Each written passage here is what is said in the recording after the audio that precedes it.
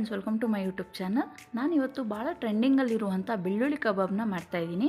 ಈ ಬೆಳ್ಳುಳ್ಳಿ ಕಬಾಬ್ನ ಹೇಗೆ ಮಾಡೋದು ಅಂತ ನೋಡೋಣ. ಅದಕ್ಕೂ ಮುಂಚೆ ಯಾರೆಲ್ಲ ನನ್ನ ಚಾನಲ್ನ ಇನ್ನೂ ಸಬ್ಸ್ಕ್ರೈಬ್ ಮಾಡ್ಕೊಂಡಿಲ್ಲ ದಯವಿಟ್ಟು ಸಬ್ಸ್ಕ್ರೈಬ್ ಮಾಡ್ಕೊಳ್ಳಿ. ಹಾಗೆ ಪಕ್ಕದಲ್ಲಿರುವ ಬೆಲ್ಲೈಕನ್ನು ಕೂಡ ಕ್ಲಿಕ್ ಮಾಡ್ಕೊಳ್ಳಿ.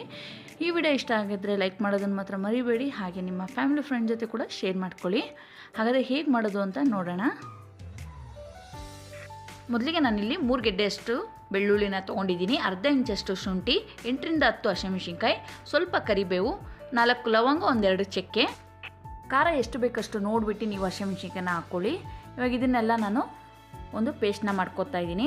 ಪೇಸ್ಟ್ನ ನೀವು ಸ್ವಲ್ಪ ತರಿಯಾಗಿ ರುಬ್ಕೊಳ್ಳಿ.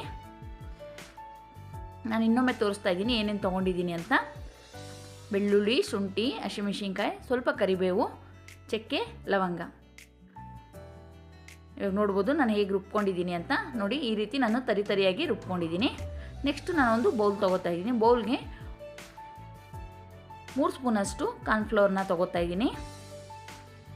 ನಾನಿಲ್ಲಿ 3/4 kg ಚಿಕನ್ನ ತೊಗೊಂಡಿದ್ದೀನಿ. 2 ಸ್ಪೂನಷ್ಟು ಅಕ್ಕಿ ಹಿಟ್ಟನ್ನ ಹಾಕೋತಾ ಇದ್ದೀನಿ. 1 ಸ್ಪೂನಷ್ಟು ಕಡಲೆ ಹಿಟ್ಟು. ಇವಾಗ ರುಬ್ಕೊಂಡಿದ್ವಲ್ಲ ಮಸಾಲೆ, ಅದು ಕೂಡ ಹಾಕೋತಾ ಇದ್ದೀನಿ.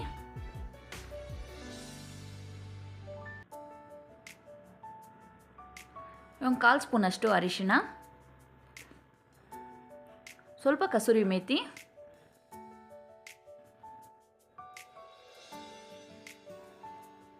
ಒಂದು 2ರಿಂದ 3 ಸ್ಪೂನಷ್ಟು ಮೊಸರನ್ನ ಹಾಕೋತಾ ಇದ್ದೀನಿ. 1 ಮೊಟ್ಟೆ,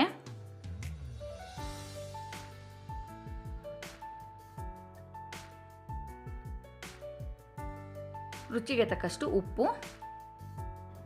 ಇದನ್ನೆಲ್ಲ ಹಾಕ್ಕೊಂಡು ಚೆನ್ನಾಗಿ ಮಿಕ್ಸ್ ಮಾಡ್ಕೊಳ್ಳೋಣ.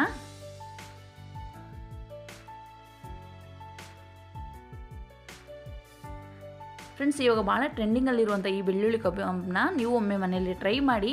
ಭಾಳ ರುಚಿಯಾಗಿ ಬಂದಿತ್ತು. ನೀವು ಒಮ್ಮೆ ಮನೆಯಲ್ಲಿ ಟ್ರೈ ಮಾಡಿ ಹೇಗೆ ಬಂತು ಅಂತ ಕಮೆಂಟ್ ಮೂಲಕ ನನಗೂ ತಿಳಿಸಿ. ಇವಾಗ ನೋಡ್ಬೋದು ನಾನು ಯಾವ ರೀತಿ ಚೆನ್ನಾಗಿ ಮಿಕ್ಸ್ ಮಾಡ್ಕೊಂಡಿದ್ದೀನಿ ಅಂತ. ನಾನಿಲ್ಲಿ 3/4 kg ಚಿಕನ್ನ ತೊಗೊಂಡಿದ್ದೀನಿ. ಇದನ್ನೆಲ್ಲ ಹಾಕ್ಕೊಂಡು ಚೆನ್ನಾಗಿ ಮಿಕ್ಸ್ ಮಾಡ್ಕೋಬೇಕು. ಇವಾಗ ಒಂದು ಅರ್ಧ ಹೋಳಷ್ಟು ನಿಂಬೆಹಣ್ಣು ರಸನ ಹಿಂಡ್ಕೋತಾ ಇದ್ದೀನಿ. ನಿಂಬೆಹಣ್ಣು ಹಾಕೋದ್ರಿಂದ ಚಿಕನ್ನು ಸಾಫ್ಟಾಗಿ ಬರುತ್ತೆ. ಇವಾಗ ಚೆನ್ನಾಗಿ ಎಲ್ಲ ಮಿಕ್ಸ್ ಮಾಡ್ಕೊಳ್ಳೋಣ.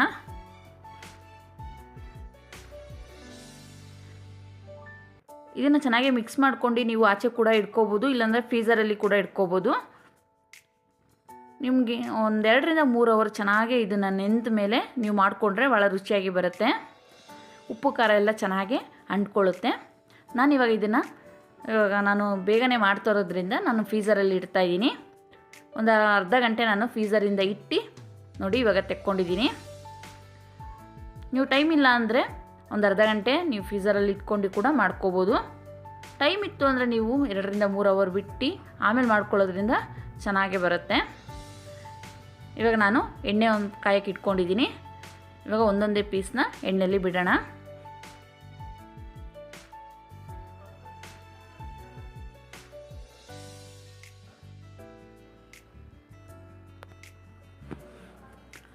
ಫ್ರೆಂಡ್ಸ್, ಇದು ನಾನು ಫಸ್ಟ್ ಟೈಮ್ ಟ್ರೈ ಮಾಡಿರೋದು. ಭಾಳ ರುಚಿಯಾಗಿ ಬಂದಿತ್ತು.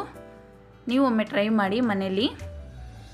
ಹಾಗೆ ಈ ವಿಡಿಯೋ ಇಷ್ಟ ಆದರೆ ಲೈಕ್ ಮಾಡೋದನ್ನು ಮಾತ್ರ ಮರಿಬೇಡಿ. ಹಾಗೆ ಯಾರೆಲ್ಲ ನನ್ನ ಚಾನಲ್ನ ಇನ್ನೂ ಸಬ್ಸ್ಕ್ರೈಬ್ ಮಾಡ್ಕೊಂಡಿದ್ದೆ ನೋಡ್ತಾ ಇದ್ದರೆ ದಯವಿಟ್ಟು ಸಬ್ಸ್ಕ್ರೈಬ್ ಮಾಡ್ಕೊಂಡು ನೋಡಿ ಅಂತ ಕೇಳ್ಕೊತಾ ಇದ್ದೀನಿ. ಇವಾಗ ಎಲ್ಲ ಒಂದ್ಸರಿ ತಿರುವು ಹಾಕೋಣ.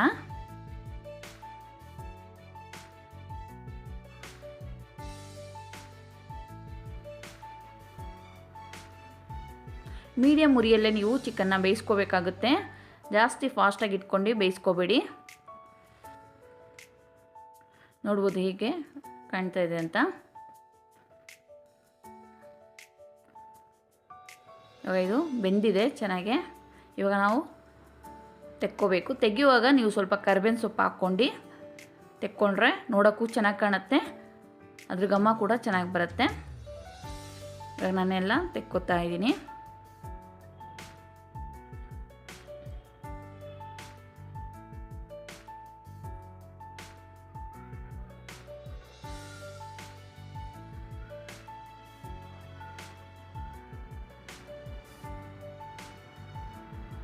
ಇವಾಗ ನೋಡ್ಬೋದು ಎಷ್ಟು ಸಾಫ್ಟಾಗೆ ಚೆನ್ನಾಗಿ ಬಂದಿದೆ ಅಂತ. ಈ ವಿಡಿಯೋ ಇಷ್ಟ ಆಗಿದರೆ ದಯವಿಟ್ಟು ಲೈಕ್ ಮಾಡೋದನ್ನು ಮಾತ್ರ ಮರಿಬೇಡಿ. Thank you for watching.